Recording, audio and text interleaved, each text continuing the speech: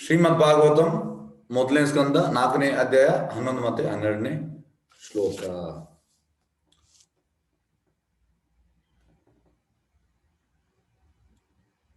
ನಮಂತಿ ಯತ್ಪಾದನಿಕೇತಂ ಆತ್ಮನ ಶಿವಾಯ ಹಾನಿಯ ಧನಾನಿ ಶತ್ರವ ಕಥಂ ಸಾ ವೀರ ಶ್ರಿಯಂ ಅಂಗದುಶ್ಚಾಜಾಂ ಇವ ಐಪತ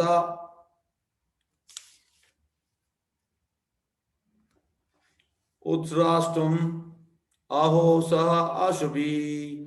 ಅನುವಾದ: ಪರೀಕ್ಷಿತನು ಶ್ರೇಷ್ಠ ಸಾಮ್ರಾಟನಾಗಿದ್ದನು. ಅವನ ಎಲ್ಲ ಶತ್ರುಗಳು ಸ್ವಂತ ಹಿತದೃಷ್ಟಿಯಿಂದಲೇ ಆತನ ಬಳಿ ಬಂದು ತಮ್ಮ ಸಕಲ ಸಂಪತ್ತನ್ನು ಆತನ ಪಾದಗಳಿಗೆ ಒಪ್ಪಿಸಿ ನಮಸ್ಕರಿಸಿದರು. ಆತ ದೃಢಕಾಯನಾದ ತರುಣನು, ಬಲಶಾಲಿಯೂ ಆಗಿದ್ದನು. ಆತನ ಬಳಿ ಅಪಾರ ಐಶ್ವರ್ಯವಿದ್ದಿತು. ಹೀಗಿದ್ದರೂ ಆತ ಏಕೆ ಎಲ್ಲವನ್ನು ತನ್ನ ಪ್ರಾಣವನ್ನು ತ್ಯಜಿಸಲು ಸಿದ್ಧನಾಗಿದ್ದಾನೆ. 12ನೇ ಶ್ಲೋಕ.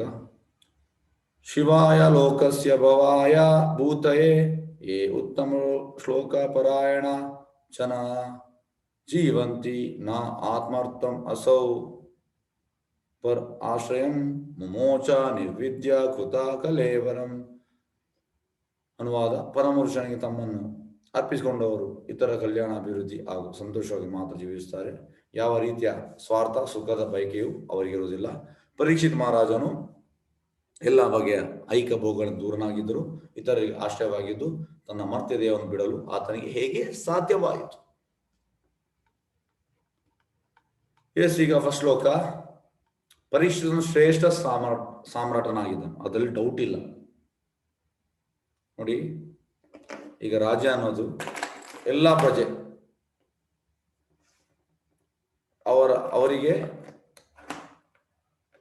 ಅವರನ್ನು ಎಲ್ಲ ಪ್ರಜೆಗಳ ಎಲ್ಲ ಇದನ್ನು ಈಡೇರಿಸುವಂತ ರಾಜ. ಅಂದ್ರೆ ಅವರಿಗೆ ಯಾವುದೇ ತೊಂದರೆ ಇರಬಾರ್ದು. ಇದಕ್ಕೆ ರಾಜ ಅಂತ ಹೆಸರು. ಮತ್ತೆಂತ ಅಂದ್ರೆ ಖಾಲಿ ಹಾಗೆ ಮಾಡುವುದಲ್ಲ, ಸೆಂಟ್ರಲ್ಲಿ ಕೃಷ್ಣ ಇರಬೇಕು.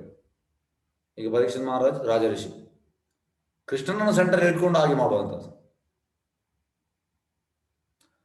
ಆತನ ಎಲ್ಲ ಶತ್ರುಗಳು ಸ್ವಂತ ಹಿತದೃಷ್ಟಿಯಿಂದಲೇ ಆತನ ಬಳಿ ಬಂದು ತಮ್ಮ ಸಕಲ ಸಂಪತ್ತನ್ನು ಆತನ ಪಾದಗಳಿಗೆ ಒಪ್ಪಿಸಿ ನಮಸ್ಕರಿಸಿದರು. ನೋಡಿ, ಈ ರೀತಿಯ ರಾಜ.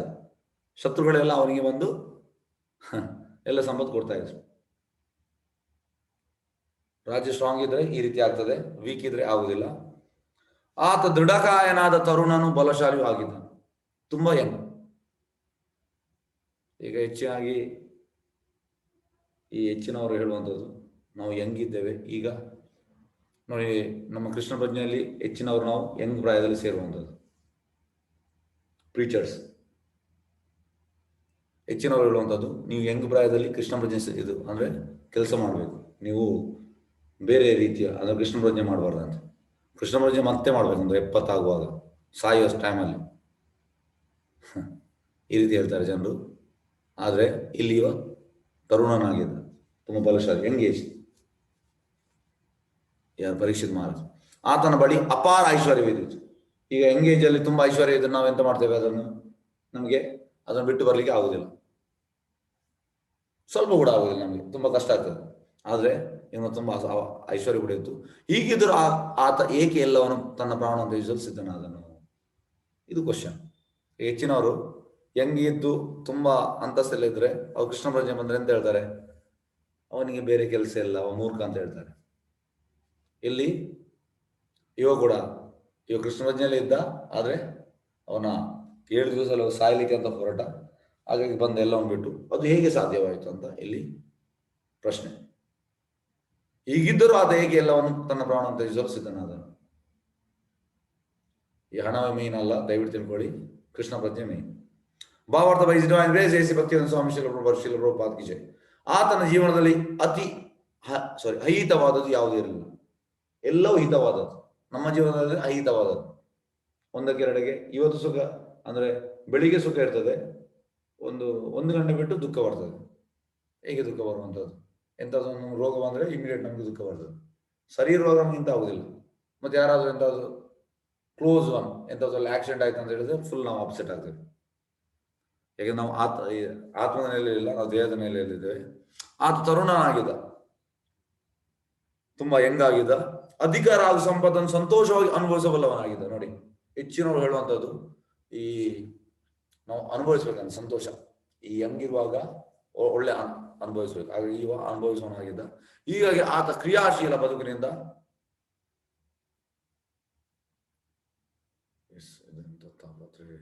ಹರೇ ಕೃಷ್ಣ. ಒಂದು ನಿಮಿಷ, ಇಂಟರ್ನೆಟ್ ತುಂಬಾ ಲೋ ಉಂಟು ಶ್ರೀ. ಎಸ್, ಹರೇ ಕೃಷ್ಣ, ಕೇಳಿಸ್ತಾ ಉಂಟಾ? ಹರೇ ಕೃಷ್ಣ, ಹರೇ ಕೃಷ್ಣ, ಹರೇ ಕೃಷ್ಣ. ಅನ್ಮ್ಯೂಟ್ ಮಾಡಿದ್ದೇನೆ, ದಯವಿಟ್ಟು. ಹರೇ ಕೃಷ್ಣ, ಹರೇ ಕೃಷ್ಣ, ಕೇಳಿಸ್ತಾ ಉಂಟು? ವಾಯ್ಸ್ ಬ್ರೇಕ್ ಆಗ್ತಾ ಇದೆ ಪ್ರಭುಜಿ. ಅಲ್ಲ, ಇಂಟರ್ನೆಟ್ ತುಂಬಾ ಸ್ಲೋ ಉಂಟು. ಓ ಕೃಷ್ಣ. Okay, yes. ಹೀಗಾಗಿ ಆತ ಕ್ರಿಯಾಶೀಲ ಬದುಕಿನ ನಿವೃತ್ತನಾಗುವ ಅಗತ್ಯವಿರಲಿಲ್ಲ.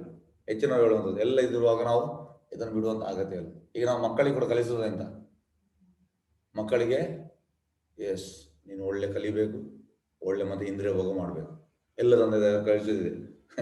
ಮಕ್ಕಳಿಗೆ ನಾವು ಕೃಷ್ಣ ಪ್ರಜ್ಞೆ ಕಲಿಸುವುದಿಲ್ಲ, ಮಕ್ಕಳಿಗೆ ನಾವು ಇಂದ್ರಿಯ ಭೋಗ ಕಲಿಸುವಂತ. ಹಾಗಾಗಿ ಹೆಚ್ಚಿನವರಿಗೆ ಇದು ಶಾಕ್ ಆಗ್ಬೋದು.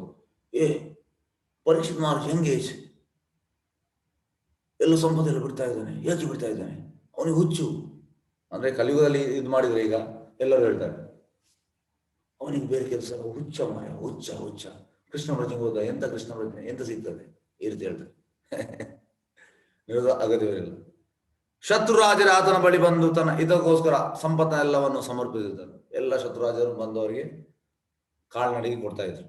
ಎಂದರೆ ಆತನ ರಾಜ್ಯದ ತೆರಿಗೆ ಸಂಗ್ರಹ ಏನು ತೊಂದರೆ ಇರಲಿಲ್ಲ. ನೋಡಿ, ನಾವೀಗ ಟ್ಯಾಕ್ಸ್ ಕಲೆಕ್ಟ್ ಮಾಡ್ಲಿಕ್ಕೆ ಗವರ್ಮೆಂಟ್ ಎಂತೆಲ್ಲ ಪ್ಲಾನ್ ಮಾಡ್ತದೆ ಬೇರೆ ಬೇರೆ ರೀತಿಯಲ್ಲಿ, ಆದ್ರೆ ಇಲ್ಲಿ ತೊಂದರೆ ಇರಲಿಲ್ಲ ಟ್ಯಾಕ್ಸ್ ಕಲೆಕ್ಷನ್. ಪರೀಕ್ಷಿತನು ಧರ್ಮಿಷ್ಠ ರಾಜನಾಗಿದ್ದನು, ತನ್ನೆಲ್ಲಾ ಶತ್ರುಗಳನ್ನು ಜಯಿಸಿದ್ದ. ಒಂದು ಧರ್ಮ, ಸತ್ಯ ಧರ್ಮದಲ್ಲಿದ್ದ, ಕೃಷ್ಣನ ಹೇಳಿಕೊಟ್ಟ ಇದರಲ್ಲಿ ರಾಜ್ಯವನ್ನು ಮಾಡ್ತಾ ಇದ್ದ. ಆದ್ರಿಂದ ಆತನ ಸಾಮ್ರಾಜ್ಯ ಸಂಪತ್ತು ಭರಿತವಾಗಿತ್ತು. ನೋಡಿ, ಯಾವಾಗ ರಾಜ ಧರ್ಮಿಷ್ಠನಾಗ್ತಾನೆ ಆಗ ಆ ರಾಜ್ಯವು ಸಂಪತ್ತು ಭರಿತವಾಗ್ತದೆ. ಪ್ರಭುಪಾದ ಹೇಳ್ತಾರೆ ಎಂತಾದ್ರೆ, ಈ ಹಾಲು ನೋಡಿ, ಧಾನ್ಯ, ಲೋಹ ಎಲ್ಲವೂ ಸಮೃದ್ಧವಾಗಿದ್ದು ಹೊಳೆ, ಹಳ್ಳ, ಗಿರಿಗಳು ತುಂಬಿದ್ದವು. ರಾಜ್ಯ ಸರಿಯಾಗಿದ್ರೆ ಟೈಮ್ಗೆ ಮಳೆ ಬರ್ತದೆ, ಎಲ್ಲ ಧಾನ್ಯ ಇರ್ತದೆ, ಹಾಲು, ಹಸು ಎಲ್ಲ ಇರ್ತದೆ, ಪ್ರೊಡಕ್ಷನ್ ಎಲ್ಲ ಇರ್ತದೆ. ಹೀಗೆ ಭೌತಿಕ ಎಲ್ಲವೂ ತೃಪ್ತಿಕರವಾಗಿತ್ತು. ಈ ಭೌತಿಕ ನಿಟ್ಟಿನಲ್ಲಿ ನೋಡುವುದಾದ್ರೆ ಎಲ್ಲವೂ ತೃಪ್ತಿಕರ ಆಗಿತ್ತು. ಆದ್ರಿಂದ ಆತನಿಗೆ ಅಕಾಲಿಕವಾಗಿ ತನ್ನ ರಾಜ್ಯವನ್ನು, ಪ್ರಾಣವನ್ನು ತ್ಯಾಗ ಮಾಡುವ ಅಗತ್ಯವಿರಲಿಲ್ಲ. ಋಷಿಗಳು ಈ ಎಲ್ಲದರ ಬಗ್ಗೆ ಕೇಳಲು ಕಾತರಾಗಿದ್ದರು. ಎಸ್, ಈಗ 12ನೇ ಶ್ಲೋಕ. ಪರಮ ಪುರುಷನಿಗೆ ತಮ್ಮನ್ನು ಅರ್ಪಿಸಿಕೊಂಡವರು ಇತರ ಕಲ್ಯಾಣ, ಅಭಿವೃದ್ಧಿ ಹಾಗೂ ಸಂತೋಷಕ್ಕಾಗಿ ಮಾತ್ರ ಜೀವಿಸ್ತಾರೆ. ನೋಡಿ, ಈಗ ಭಕ್ತರ ಜೀವನ ಯಾಕೆ? ಭಕ್ತರ ಜೀವನ ಇನ್ನೊಬ್ಬನಿಗೆ ಕೃಷ್ಣ ಪ್ರಜ್ಞೆ ಕೊಡುವಂಥದ್ದು, ಇದು ನಿಜವಾದ ಕಲ್ಯಾಣಕರ ಜೀವನ. ಆದ್ರೆ ನಮ್ಗೆ ಕಲ್ಯಾಣಕರ ಅಂತ ನಮ್ಗೆ ಅದರ ಬೋರ್ಡಿದು ಮೀನಿಂಗ್ ಗೊತ್ತಿಲ್ಲ. ನಾವೆಂತ ಹೇಳಿಸೋದು ಕಲ್ಯಾಣಕರ ಅಂದ್ರೆ ಇನ್ನೊಬ್ಬನಿಗೆ ಸಹಾಯ ಮಾಡುವಂಥದ್ದು, ಇದು ಇಲ್ಲ ಸರ್. ಪ್ರಭುಪಾದ ಹೇಳ್ತಾರೆ, ಒಂದು ಚರಂಡಿಯಿಂದ ಒಬ್ಬನನ್ನು ಎತ್ತುವಂಥದ್ದು, ಅದು ನಿಜವಾದ ಕೆಲಸ. ಅಂದ್ರೆ ಚರಂಡಿ ಅಂದ್ರೆ ನಾವು ಇಂದ್ರಿಯ ಸುಖದ ಒಳಗೆ ಹೋಗಿದ್ದೇವೆ, ಅದರಿಂದ ಈ ಕೃಷ್ಣ ಪ್ರಜ್ಞೆ ಕೊಟ್ಟು ಕೆಳಗೆ ತರುವಂಥದ್ದು, ಅದು ಕಲ್ಯಾಣಕರ ಅಭಿವೃದ್ಧಿಯ ಕೆಲಸ. ಜನರಿಗೆ ಇದು ಗೊತ್ತಿಲ್ಲ. ಜನರು ಅಭಿವೃದ್ಧಿ ಅಂದ್ರೆ ಈ ಸೋಷಲ್ ಅಭಿವೃದ್ಧಿ ಅಂದ್ರೆ ಸಾಮಾಜಿಕ ಸ್ಟೇಟಸ್, ಇದು ಅಭಿವೃದ್ಧಿ ಅಂತ ಎಣಿಸಿದ್ದಾರೆ. Total wrong. ಪರಮಪುರುಷನಿಗೆ ತನ್ನನ್ನು ಅರ್ಪಿಸಿಕೊಂಡವರು ಇತರ ಕಲ್ಯಾಣ, ಅಭಿವೃದ್ಧಿ ಹಾಗೂ ಸಂತೋಷವಾಗಿ ಮಾತ್ರ ಜೀವಿಸ್ತಾರೆ. ಹಾಗಾಗಿ ಕೃಷ್ಣನ ಭಕ್ತರು ಅವರು ಇನ್ನೊಬ್ಬನಿಗೆ ಹೇಗೆ ಕೃಷ್ಣ ಪ್ರಜ್ಞೆ ಕೊಡುವುದು, ಇದೇ ಅವನ ಯೋಚನೆ. ಅದಕ್ಕೆ ಅವರು ಜೀವನ ಮಾಡೋದು, ಅವ್ರ ಉದ್ದೇಶ ಅದು. ಇನ್ನೊಬ್ಬನನ್ನು ಹೇಗೆ ಕೃಷ್ಣ ಪ್ರಜ್ಞೆ ತರುವಂತದ್ದು, ಇದು ಕಲ್ಯಾಣಕರ ಒಂದು ವಿಷಯ. ಆದ್ರೆ ನಮ್ಗೆ ಕಲ್ಯಾಣಕರ ಮೀನಿಂಗ್, ಅದರ ವರ್ಡ್ ಇದು ಮೀನಿಂಗೇ ಗೊತ್ತಿಲ್ಲ. ನಾವು ಬೇರೆ ರೀತಿ ಎಣಿಸ್ತೇವೆ. ಕಲ್ಯಾಣಕರ ಅಂದ್ರೆ ಈ ಸಾಮಾಜಿಕ ಸ್ಟ್ಯಾಂಡರ್ಡ್ ಆಫ್ ಲಿವಿಂಗ್, ಇದು ಕಲ್ಯಾಣಕರ ಅಂತ ಎಣಿಸ್ತೇವೆ. ತಪ್ಪು, ಟೋಟಲ್ ರಾಂಗ್. ಯಾವ ರೀತಿಯ ಸ್ವಾರ್ಥ, ಸುಖದ ಬಯಕೆಯು ಅವರಿಗೆ ಇರುವುದಿಲ್ಲ. ಸ್ವಾರ್ಥ ಇಲ್ಲ ಅಂದ್ರೆ ಪ್ರೀಚ್ ಮಾಡುದು ಯಾಕೆ, ಅವನ ಸ್ವಾರ್ಥ ಅಲ್ಲ. ನಾನು ಪ್ರೀಚ್ ಮಾಡ್ತೇನೆ, ನನಗೆ ಹಣ ಅಲ್ಲ. ಕೃಷ್ಣ ಪ್ರಜ್ಞೆ ಇನ್ನೊಬ್ಬರಿಗೆ ಕೊಡುವಂಥದ್ದು. ಪ್ರಭುಪಾದ ಹೇಳ್ತಾರೆ ಹೇಗಂದ್ರೆ, ಈಗ ನೋಡಿ, ನಾವು ತುಂಬಾ ತಿಂದ ಮೇಲೆ ನಾವು ವಾಂತಿ ಮಾಡ್ತೇವೆ, ಇಲ್ಲಿ ತನಕ ತಿಂದ್ರೆ. ವಾಂತಿ ಮಾಡ್ತೇವೆ ಅಂದರೆ ನಾವು ಮಲ ಮಾಡ್ತೇವೆ. ಅದೇ ರೀತಿ ನಾವು ಈ ಕೃಷ್ಣ ಪ್ರಜ್ಞೆ ನಮ್ಮಲ್ಲಿ ಇರುವಾಗ ನಾವು ಇನ್ನೊಬ್ಬರಿಗೆ ಕೊಡ್ಬೇಕು. ಅದರಿಂದ ಎಂತ ಅಂದ್ರೆ ನಮಗೆ ಜಾಸ್ತಿ ಆಗ್ತದೆ ಹೊರತು ನಮಗೆ ಕಡಿಮೆ ಆಗುವುದಿಲ್ಲ. ಕೃಷ್ಣ ಪ್ರಜ್ಞೆಯನ್ನು ನಾವು ಹರಡಿಸಬೇಕು. Internet connection is not stable. Yes Krishna, ಒಂದು ನಿಮಿಷ, ಸಾರಿ. ಹರೇ ಕೃಷ್ಣ, ಕೇಳಿಸ್ತಾ ಉಂಟಾ? ಹರೇ ಕೃಷ್ಣ ಕೇಳಿಸ್ತದೆ ಪ್ರಭುಜಿ. ಕೇಳಿಸ್ತಾ ಅಲ್ಲ, ಇಂಟರ್ನೆಟ್ ಇಲ್ಲಿ ಹೋಗ್ತಾ ಉಂಟು, ಅದಕ್ಕೆ ಹೇಳಿದ್ರು. ಓಕೆ, ಸಂತೋಷವಾಗಿ ಮಾತು ಜೀವಿಸ್ತಾರೆ. ಯಾವ ರೀತಿಯ ಸ್ವಾರ್ಥ ಸುಖದ ಬಯಕೆ ಅವರಿಗೆ ಇರುವುದಿಲ್ಲ. ಪರೀಕ್ಷಿತ ಮಹಾರಾಜನು ಎಲ್ಲಾ ಬಗೆಯ ಐಕ ಭೋಗಗಳಿಂದ ದೂರನಾಗಿದ್ದರೂ ಇತರರಿಗೆ ಆಶಯವಾಗಿದ್ದ ತನ್ನ ಮರ್ತ್ಯ ದೇವನ ಬಿಡಲು ಆತನಿಗೆ ಹೇಗೆ ಸಾಧ್ಯವಾಯಿತು? ಇವರು ಕೇಳುವಂಥದ್ದು. ಎಲ್ಲರೂ ಪರೀಕ್ಷಿತ ಮಹಾರಾಜನ ಮೇಲೆ ಡಿಪೆಂಡ್ ಆಗಿದ್ರು, ಮತ್ತೆ ಹೇಗೆ ಅವನಿಗೆ ದೇಹ ಬಿಡ್ಲಿಕ್ಕೆ ಆಯ್ತು ಅಂತ ಕೇಳ್ತಾರೆ. ಎಸ್, ಈಗ ಭಾವಾರ್ಥ ಬೈ ಭಕ್ತಿವೇದಾಂತ ಸ್ವಾಮಿ ಶ್ರೀಲ ಪ್ರಭುಪಾದ ಕಿ ಜೈ. ಪರಮ ಪುರುಷನ ಭಕ್ತನಾದ್ದರಿಂದ ಪರೀಕ್ಷಿತ ರಾಜನು ಆದರ್ಶ ರಾಜನು ಉತ್ತಮ ಗೃಹಸ್ಥನು ಆಗಿದ. ನೋಡಿ, ಇವ ಆದರ್ಶ ರಾಜ ಹೇಗೆ ಇರ್ಬೇಕು ಹಾಗೆ ಆಗಿದೆ. ಯಾಕೆ? ಇವ ಕೃಷ್ಣನ ಭಕ್ತನಾದ್ರೆ ಎಲ್ಲ ಗುಣ ಬರ್ತದೆ. ಮತ್ತೆ ಉತ್ತಮ ಗೃಹಸ್ಥ, ಕಲಿಯುಗದಲ್ಲಿ ಗೃಹಸ್ಥನವರು ಇಲ್ಲ. ಈ ಶುಕಮುನಿ ಅಂತ ಹೇಳುವಂಥದ್ದು, ಶ್ರೋತವ್ಯಾನಿಧಿ ರಾಜೇಂದ್ರ ಋಣಂ ಶಾಂತಿಂ ಸಹಸ್ರಜ ಅಪಶ್ಯತ ಆತ್ಮತತ್ವಂ ಗೃಹೇಶು ಗೃಹಮೇದಿನ. ಗೃಹಮೇದಿ ಅಂದ್ರೆ ಇಂದ್ರಿಯ ಸುಖ ಮಾಡ್ತಾ ಇದ್ದಾನೆ. ಗೃಹಸ್ಥ ಅಂದ್ರೆ ಕೃಷ್ಣ, ಅವನ ಇಂದ್ರಿಯಗಳನ್ನು ಕೃಷ್ಣನಿಗೆ ಸಮರ್ಪಣೆ ಮಾಡಿದವರು. ಹಾಗಾಗಿ ಕಲಿಯುಗದಲ್ಲಿ ಯಾರು ಗೃಹಸ್ಥ ಇಲ್ಲ, ಎಲ್ಲ ಗೃಹಮೇದಿ. ಶ್ರೋತವ್ಯಾದಿ ರಾಜೇಂದ್ರ ಋಣಂ ಶಾಂತಿಂ ಸಹಸ್ರಜ ಅಂದ್ರೆ ಈ ಗೃಹಮೇದಿಗೆ ಈ ಕ್ಲಾಸಿಗೆ ಬರ್ಲಿಕ್ಕೆ ಅವನಿಗೆ ಟೈಮ್ ಇಲ್ಲ, ಭಾಗವತಂಗೆ ಓದ್ಲಿಕ್ಕೆ ಟೈಮ್ ಇಲ್ಲ, ಜಪ ಮಾಡ್ಲಿಕ್ಕೆ ಟೈಮ್ ಇಲ್ಲ. ಆದ್ರೆ ಟೈಮ್ ಉಂಟು ಯಾವುದಕ್ಕೆ? ಶ್ರೋತವ್ಯಾದಿ ರಾಜೇಂದ್ರ ಋಣಂ ಶಾಂತಿಂ ಸಹಸ್ರಜ. ಈ ಗ್ರಾಮ್ಯಗತ 1000 ವಿಷಯ ಕೇಳಲಿಕ್ಕೆ ಟೈಮ್ ಉಂಟು ಅವನಿಗೆ. ಸಹಸ್ರ ವಿಷಯ ಯಾವುದು? ಗ್ರಾಮ್ಯಗತ. ಅವರೆಂತ ಇದೆಲ್ಲಕ್ಕೆ ಟೈಮ್ ಉಂಟು ಅವನಿಗೆ. ಅಪಶ್ಯದ ಆತ್ಮದ, ಯಾಕಂದ್ರೆ ಅವ ಓದ್ ತೆಗೆದಿದ್ದಾನೆ. ಎಂತ ಓದ್? ನಾನು ಇಂದ್ರ ಸುಖ ಮಾಡಿ ನಾನು ಸುಖವಾಗಿರ್ತೇನೆ ಅಂತ ಓದ್ ತೆಗೆದಿದ್ದಾನೆ. ಅಪಶ್ಯದ ಆತ್ಮತತ್ವ ಗೃಹೇಶು ಗೃಹಮೇದಿನ. ಹಾಗಾಗಿ ಪರೀಕ್ಷಿತ್ ಮಹಾರಾಜ್ ಉತ್ತಮ ಗೃಹಸ್ಥನಾಗಿದ್ದ. ನಾವು ಗೃಹಸ್ಥ ಆಗ್ಬೇಕು, ಗೃಹಮೇದಿ ಅಲ್ಲ. ಗೃಹಸ್ಥ ಅಂದ್ರೆ ಕೃಷ್ಣನನ್ನು ಪ್ಲೀಸ್ ಮಾಡುವಂಥದ್ದು. ಗೃಹಮೇದಿ ಅಂದ್ರೆ ನಮ್ಮ ಇಂದ್ರಿಯ ಸುಖ, ನಾನು, ನನ್ನ ಮಕ್ಕಳು, ನನ್ನ ಗಂಡ, ನನ್ನ ಹೆಂಡತಿ, ಇದೆಲ್ಲ ನಮ್ಮ ಎಂತ ಹೇಳುದು ಸೆಲ್ಫಿಶ್ನೆಸ್ ಪ್ರಭಾವ ಹೇಳ್ತಾರೆ. ಹಾಗಾಗಿ ನಾವು ನಮ್ಮ ಆ ಒಂದು ಬೌಂಡ್ರಿ ಒಳಗೆ ಇದ್ದೇವೆ. ಈಗ ನೋಡಿ, ಈ ಭಾರತೀಯರು ಹೇಳುವಂಥದ್ದು, ನಾವು ಚೈನಾದವ್ರಿಗೆ ಈಚೆ ಬರ್ಲಿಕ್ಕಿಲ್ಲ ಅಂತ ಒಂದು ಬೌಂಡ್ರಿ ಹಾಕಿದ್ದಾರೆ. ಪ್ರಭಾವ ಹೇಳ್ತಾರೆ, ಯಾಕೆ ಬರಬಾರ್ದು? ಅಲ್ಲಿ ಎಲ್ಲೋ ವಸುದೇವ ಕೃಷ್ಣಂದು ಆಸೆ, ಯಾಕೆ ಬರಬಾರ್ದು? ಅದು ನಾವು ಬೌಂಡ್ರಿ ಹಾಕಿದ್ದೇವೆ. ಅದೇ ರೀತಿ ನಾವು ಕೂಡ ನಮ್ಮ ಬೌಂಡ್ರಿ, ಅದು ದೇಶದ್ದು ಬೌಂಡ್ರಿ ಸ್ವಲ್ಪ ದೊಡ್ಡದುಂಟು, ನಮ್ಮ ಬೌಂಡ್ರಿ ಚಿಕ್ಕದು. ನಾನು, ನನ್ನ ಹೆಂಡತಿ, ನನ್ನ ಮಕ್ಕಳು ಮತ್ತೆ ನನ್ನ ಕುಟುಂಬ, ಈ ಬೌಂಡ್ರಿ. ಹಾಗಾಗಿ ಅವ ಗೃಹಸ್ಥ ಅಲ್ಲ. ಗೃಹಸ್ಥ ಅಂದ್ರೆ ಸೆಂಟ್ರಲ್ಲಿ ಕೃಷ್ಣ ಇರಬೇಕು. ಕೃಷ್ಣ ಎದ್ದು ಕೃಷ್ಣನನ್ನು ಪ್ಲೀಸ್ ಮಾಡುವಂಥದ್ದು, ನಮ್ಮ ಇಂದ್ರಿಯ ಸುಖ ಅಲ್ಲ. ಹಾಗಾಗಿ ಇಲ್ಲಿ ಪರೀಕ್ಷಿತ್ ಮಹಾರಾಜ ಆದರ್ಶ ರಾಜನು ಉತ್ತಮ ಗೃಹಸ್ಥನು ಆಗಿದ್ದಾನೆ. ಭಗವದ್ ಭಕ್ತನು ಸಹಜವಾಗಿ ಸದ್ಗುಣ ಸಂಪನ್ನನಾಗಿರುತ್ತಾನೆ. ಪ್ರಭುಪಾದ ಹೇಳಿದ್ರೆ, ಒಬ್ಬ ಭಕ್ತನಾದ್ರೆ ಎಲ್ಲಾ ಗುಣಗಳಿರ್ತದೆ. ಮಹಾರಾಜ ಪರೀಕ್ಷಿತನು ಇದಕ್ಕೆ ಉತ್ತಮ ಉದಾಹರಣೆ ಆಗಿದ್ದನು. ಒಂದು ಎಕ್ಸಾಂಪಲ್, ತನ್ನ ಒಡೆತನಲ್ಲಿದ್ದ ಯಾವ ಐಹಿಕ ಸಂಪತ್ತಿನ ಬಗೆಗೂ ಆತನಿಗೆ ವೈಯಕ್ತಿಕ ಆಸಕ್ತಿ ಇರಲಿಲ್ಲ. ಅದ್ರಲ್ಲಿ ಆಸಕ್ತಿ ಇರಲಿಲ್ಲ ಸಂಪತ್ತಿನ ಬಗ್ಗೆ. ಆದರೆ ರಾಜನಾಗಿದ್ದರಿಂದ ಈ ಜೀವನ ಮಾತ್ರವಲ್ಲ, ಮುಂದಿನ ಜೀವನಕ್ಕಾಗಿಯೂ ಸಹ ಪ್ರಜೆಗಳ ಸರ್ವಾಂಗೀಣ ಅಭಿವೃದ್ಧಿಗಾಗಿ ಆತ ಲೌಕಿಕ ಕಾರ್ಯಗಳಲ್ಲಿ ತೊಡಗುತ್ತಿದ್ದ. ಅಂದ್ರೆ ನೋಡಿ, ಪರೀಕ್ಷಿತ್ ಮಹಾರಾಜಿಗೆ ಈ ಜೀವನ ಅಲ್ಲ, ಈ ಜೀವನ ಬಗ್ಗೆ ತಿಳಿದಿದ್ದು, ನೆಕ್ಸ್ಟ್ ಲೈಫ್ ಕೂಡ ಅವನಿಗೆ ತಿಳಿದಿತ್ತು. ನಮ್ಗೆ ಹಾಗೆ ಅಲ್ಲ, ನಮ್ಗೆ ಈ ಜೀವನವೇ ತಿಳಿದಿಲ್ಲ, ಹಿಂದೆ ಸುಖ ಮಾಡಲಿಲ್ಲ ಅವನು. ನೆಕ್ಸ್ಟ್ ಲೈಫ್ ಕೂಡ ಅವನಿಗೆ ಯೋಚನೆ ಇತ್ತು. ಅವನ ರಾಜ್ಯದಲ್ಲಿ ಗೋವಧೆ ಆಗಲಿ, ಕಸಾಯಿಖಾನೆ ಆಗಲಿ ಅವರ ಅವಕಾಶವಿರಲಿಲ್ಲ. ಈಗ ನೋಡಿ, ಭಾರತದಲ್ಲಿ ಎಲ್ಲೆಲ್ಲೂ ಗೋವಧೆ, ಕಸಾಯಿಖಾನೆ ಇದಿರಬಾರದು. ಅವನು ಪಕ್ಷಪಾತಿಯಾದ ಮೂರ್ಖ ರಾಜನಾಗಲಿಲ್ಲ. ಕೆಲವು ರಾಜನವರು ಪಕ್ಷಪಾತ ಮಾಡ್ತಾರೆ, ಇವಾಗೆ ಮಾಡಲಿಲ್ಲ. ಒಬ್ಬರನ್ನು ರಕ್ಷಿಸಿ ಮತ್ತೊಬ್ಬರನ್ನು ಬಲಿ ಕೊಡುವ ರೀತಿ ಅವನದಾಗಿಲ್ಲ. ಇದು ಯಾಕೆ? ಇದನ್ನು ಯಾಕೆ ಹೇಳ್ತಾರೆ ಪ್ರಭುಪಾದ? ಯಾಕೆಂದ್ರೆ ನಾವು ಪ್ರಾಣಿ ಹತ್ಯೆ ಮಾಡ್ತಿದ್ದೇವಲ್ಲ, ಅದಕ್ಕೆ ಪ್ರಭುಪಾದ ಹೇಳ್ತಿದ್ದಾರೆ ಮನುಷ್ಯನ ರಕ್ಷಣೆ ಮಾಡುವಂಥದ್ದು ಪ್ರಾಣಿಯನ್ನು ವಧೆ ಮಾಡುವುದು, ಇದು ಪಕ್ಷಪಾತ, ಇದನ್ನು ಮಾಡಬಾರ್ದು. ಪರೀಕ್ಷಿತ ರಾಜ ಭಗವದ್ ಭಕ್ತನಾದ್ರಿಂದ ಜಗತ್ತಿನ ಎಲ್ಲಾ ಜೀವಿಗಳನ್ನು ನೋಡಿ, ಹೇಗೆ ಅಂದ್ರೆ ನಿಮ್ಗೆ ಹೇಗೆ ಈ ಲೋಕದಲ್ಲಿ ನಿಮ್ಗೆ ಬದುಕುವ ರೈಟ್ ಉಂಟು, ಅದೇ ರೀತಿ ಈ ಪ್ರಾಣಿ ಪಕ್ಷಿ ಇರುವೆ ಎಲ್ಲದಕ್ಕೂ ರೈಟ್ಸ್ ಉಂಟು, ಮೀನು ಎಲ್ಲದಕ್ಕೂ ರೈಟ್ಸ್ ಉಂಟು. ದಯವಿಟ್ಟು ತಿಳ್ಕೊಳ್ಳಿ, ಎಲ್ಲವೂ ಕೃಷ್ಣನ ಮಕ್ಕಳು, ನಾವು ಪಕ್ಷಪಾತ ಮಾಡಬಾರ್ದು. ಎಲ್ಲಾ ಜೀವಿಗಳನ್ನು, ಮನುಷ್ಯರು, ಪ್ರಾಣಿಗಳು, ಸಸ್ಯ ಹಾಗೂ ಸಕಲ ಜಂತುಗಳನ್ನು ಸಂತೋಷವಾಗಿ ಬೇಕಾದರೆ ಹೇಗೆ ಆಡಳಿತ ನಡೆಸಬೇಕು ಎಂಬುದು ಆತನಿಗೆ ಚೆನ್ನಾಗಿ ಗೊತ್ತಿದೆ. ಎಲ್ಲವನ್ನು ಸೇಮ್ ದೃಷ್ಟಿ ನೋಡುವಂಥದ್ದು. ಸಮೋಹಂ ಸರ್ವಭೂತೇಶು ನಮೇ ದ್ವೇಷೋ ಅಸ್ತಿನ ಪ್ರಿಯ, ಅಂದ್ರೆ ಎಲ್ಲವನ್ನು ಸೇಮ್ ಆಗಿ ನೋಡುವಂಥದ್ದು.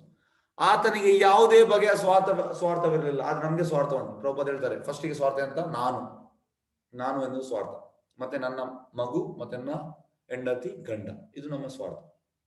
ಫಸ್ಟ್ ಇದು ನಾನು ಅನ್ನೋದು ಸ್ವಾರ್ಥ, ಮತ್ತೆ ನಮ್ಮ ಎಕ್ಸ್ಟೆಂಡೆಡ್ ಸೆಲ್ಫಿಶ್ನೆಸ್ ಪ್ರಭುಪಾದ ಹೇಳ್ತಾರೆ. ಮತ್ತೆ ಸ್ವಾರ್ಥ ಅಂತ ನನ್ನ ಕುಟುಂಬ, ಮತ್ತೆ ಸ್ವಾರ್ಥ ಅಂತ ನನ್ನ ಗ್ರಾಮ, ಮತ್ತೆ ಸ್ವಾರ್ಥ ಅಂತ ನನ್ನ ಆ ತಾಲೂಕು, ಮತ್ತೆ ಸ್ವಾರ್ಥ ಅಂತ ನನ್ನ ಜಿಲ್ಲೆ, ಮತ್ತೆ ಸ್ವಾರ್ಥ ಅಂತ ನನ್ನ ರಾಜ್ಯ, ಮತ್ತೆ ಸ್ವಾರ್ಥ ಅಂತ ನನ್ನ ದೇಶ.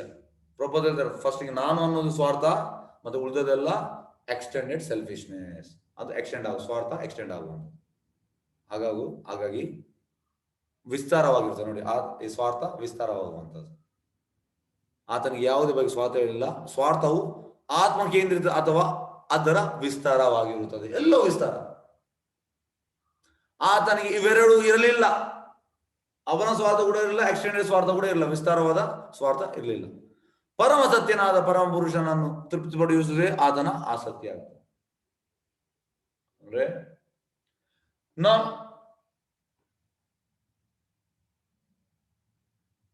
ನತೇ ವಿದು ಸ್ವಾರ್ಥಗತಿಮಿ ವಿಷ್ಣು, ಅಂದ್ರೆ ನಿಜವಾದ ಸ್ವಾರ್ಥ ಎಂತ, ನತೇ ವಿದು ಸ್ವಾರ್ಥಗತಿ ವಿಷ್ಣು. ಪ್ರಹ್ಲಾದ್ ಮಹಾರಾಜ್ ಹೇಳುವಂಥದ್ದು ಸ್ವಾರ್ಥವಿರ್ಬೇಕು. ಎಂತ ಸ್ವಾರ್ಥ? ನತೇ ವಿದು ಸ್ವಾರ್ಥಗತಿ ವಿಷ್ಣು, ವಿಷ್ಣುವನ್ನು ಹೇಗೆ ಪಡೆಯುವುದು, ಇದು ಸ್ವಾರ್ಥ ಇರ್ಬೇಕಂತ. ಸ್ವಾರ್ಥ ಅದು ನಿಜವಾಗಿ ಪ್ರಹ್ಲಾದ್ ಮಹಾರಾಜ್ ಹೇಳುವಂಥದ್ದು, ನತೇ ವಿದು ಸ್ವಾರ್ಥಗತಿ ವಿಷ್ಣು. ಅದು ನಮ್ಗೆ ಗೊತ್ತಿಲ್ಲ, ಅದು ನಾವು ಬೇರೆ ಬೇರೆ ರೀತಿಗೆ ಸ್ವಾರ್ಥ ಹಾಕಿದ್ದೇವೆ. ಪರಮ ಸತ್ಯನಾದ ಪರಮಪುರುಷನನ್ನು ತೃಪ್ತಿಗೊಳಿಸುವುದು ಆತನ ಆಸಕ್ತಿ ಆಗಿತ್ತು. ರಾಜ ಭಗವಂತನ ಪ್ರತಿನಿಧಿ, ಹೀಗಾಗಿ ರಾಜನ ಆಸಕ್ತಿ ಭಗವಂತನ ಆಸಕ್ತಿಯ ರೀತಿ ಇರಬೇಕು. ನೋಡಿ, ರಾಜ ಅನ್ನೋದು ಭಗವಂತನ ಪ್ರತಿನಿಧಿ, ಹಾಗಾಗಿ ರಾಜನ ಆಸಕ್ತಿ ಭಗವಂತನ ಆಸಕ್ತಿ ಅದು ಮ್ಯಾಚ್ ಆಗಬೇಕು. ಭಗವಂತನ ಎಲ್ಲಾ ಜೀವಿಗಳಿಗೂ ತನಗೆ ವಿಧೇಯರಾಗಿದ್ದು ಸುಖವಾಗಿರಬೇಕು ಎಂದು ಅಪೇಕ್ಷಿಸ್ತಾನೆ. ಅಂದ್ರೆ ಎಲ್ಲ ಜೀವಿಗಳು ಸುಖವಾಗಿರುವುದು ಭಗವಂತನ ಇಚ್ಛೆ. ಆದ್ರಿಂದ ಎಲ್ಲಾ ಪ್ರಜೆಗಳು ಭಗವಂತನ ಸಾಮ್ರಾಜ್ಯಕ್ಕೆ ಹಿಂದಿರುಗುವಂತೆ ಮಾಡುವುದೇ ರಾಜನ ಕೆಲಸ. ರಾಜನ ಕೆಲಸ ಅಂತ ಎಲ್ಲರೂ ಮರಳಿ ದೇವತ ಮೇಡೆಗೆ ಹೋಗುವಂಥದ್ದು, ಬ್ಯಾಕ್ ಟು ಗಾಡ್ ಹೆಡ್, ಇದು ರಾಜನ ಕೆಲಸ. ಪ್ರಜೆಗಳು ಕೊನೆಗೂ ಭಗವದ್ಧಾಮಕ್ಕೆ ಹೋಗುವಂತೆ ಅವರ ಚಟುವಟಿಕೆಗಳನ್ನು ರಾಜ ಯೋಚಿಸಬೇಕು. ರಾಜ ಇದನ್ನು ಯೋಚನೆ ಮಾಡಬೇಕು, ಎಲ್ಲ ಪ್ರಜೆಗಳು ಭಗವದ್ಧಾಮಕ್ಕೆ ಹೋಗುವಂಥದ್ದು. ಇಂತಹ ದೈವ ಪ್ರತಿನಿಧಿಯಾದ ರಾಜನ ಆಡಳಿತದಲ್ಲಿ ಎಲ್ಲವೂ ಸುಭಿಕ್ಷವಾಗಿರುತ್ತದೆ, ಎಲ್ಲವೂ ಒಳ್ಳೆಯದಿರುತ್ತದೆ ಅಂತ ರಾಜನಲ್ಲಿ. ಆಗ ಮಾನವರು ಪ್ರಾಣಿಗಳನ್ನು ಕೊಂದು ತಿನ್ನಬೇಕಾದ ಅಗತ್ಯವಿರುವುದಿಲ್ಲ. ಹಾಲು, ಧಾನ್ಯ, ಹಣ್ಣು, ತರಕಾರಿಗಳು ಸಮೃದ್ಧವಾಗಿ ಸಿಗುವ ಸಕಲ ಜೀವಿಗಳು ತೃಪ್ತಿಯಾಗಿ ತಿಂದು ಸಂತೋಷವಾಗಿರ್ಬೋದು. ನೋಡಿ, ಇದರಲ್ಲೆಲ್ಲ ನಾವು ತಿಂದು ಸಂತೋಷವಾಗಿ, ಆದ್ರೂ ನಾವು ಪ್ರಾಣಿ ಹತ್ಯೆ ಮಾಡ್ತೇವೆ. ಎಲ್ಲ ಜೀವಿಗಳಿಗೂ ಆಹಾರ ವಸತಿ ತೃಪ್ತಿಕರವಾಗಿತ್ತು. ವಿಧಿಸಿದ ನಿಯಮಗಳನ್ನು ಪಾಲಿಸಿದರೆ ಒಬ್ಬರಿಗೊಬ್ಬರು ಜಗಳ ಮಾಡುವ ಸಂದರ್ಭ ಬರುವುದಿಲ್ಲ. ನೋಡಿ, ಪ್ರಭುಪಾದ ಹೇಳುವಂಥದ್ದು, tiger will not eat your food, elephant will not eat your food, birds will not eat your food Prabhupada ಹೇಳಿದ್ದಾರೆ. ಹಾಗಾಗಿ ಅದು ನಮ್ಮ ಆಹಾರ ತಿನ್ನುವುದಿಲ್ಲ. ಮತ್ತೆ ನಾವು ಯಾಕೆ ಅವರ ಆಹಾರ ತಿನ್ಬೇಕು? ಯಾಕೆ ತಿನ್ಬೇಕು? ಇದು ನಾವು ಮಾಡೋ ತಪ್ಪು. ಎಲ್ಲ ಜೀವಿಗಳು ಆಹಾರ ವಸತಿ ತೃಪ್ತಿಕರವಾದ ವಿಧಿಸಿದ ನಿಯಮಗಳನ್ನು ಪಾಲಿಸಿದರೆ ಒಬ್ಬರಿಗೂ ಜಗಳ ಮಾಡುವ ಸಂದರ್ಭ ಬರುವುದಿಲ್ಲ. ಪರೀಕ್ಷೆ ಮಹಾರಾಜನು ಯೋಗ್ಯ ರಾಜನಾಗಿದ್ದು ಪ್ರಜೆಗಳೆಲ್ಲರೂ ಆತನ ಆಳ್ವಿಕೆಯಲ್ಲಿ ಬಹಳ ಸಂತೋಷವಾಗಿದ್ದರು. ನೋಡಿ, ಒಳ್ಳೆ ರಾಜ ಇದ್ರೆ ಪ್ರಜೆಗಳು ಕೂಡ ಸಂತೋಷವಾಗಿರ್ತಾರೆ. ಎಸ್ ವಾಂಚಕಲ್ಪತರುಭ್ಯಶ್ಚ ಕೃಪಾ ಸಿಂಧುಭ್ಯೋ ಚ ಪತಿತಾನಾಂ ಪಾವನೇಭ್ಯೋ ವೈಷ್ಣವೇಭ್ಯೋ ನಮೋ